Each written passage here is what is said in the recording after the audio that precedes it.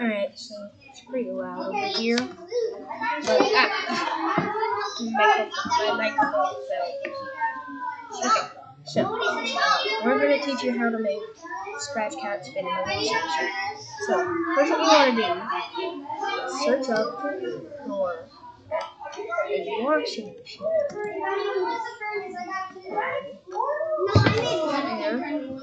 What the heck is going on? Well, anyways. So after that, you want to go to Images. And scroll down.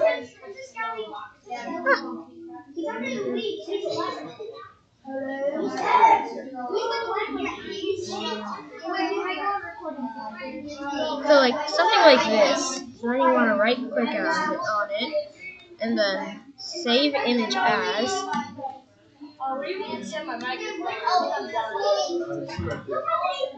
Come on, hurry. Okay, so what you want to do is you can just name it whatever you want. I'm gonna name it washing machine. So washing machine. Okay, so anyways, first, and then you want to go back to Scratch, and then add a new backdrop, and then upload backdrop. Sorry, it's really loud. And then, okay, then you go to Downloads,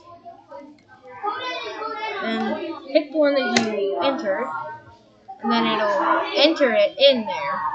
So, like, I can move Scratch Cat. I'm gonna move Scratch Cat in like that. So, oh, you know what I'm also gonna do? Hold on. So Scratch Cat. Oh, I can't do it. Alright, so first what you want to do is then wait, no, not controls. Alright, so go to events, and then put when green flag is clicked. And then go to control, and then you will need a forever block.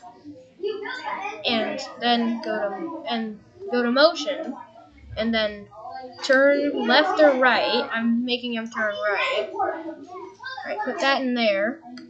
And then the degrees amount is how fast you want him to spin.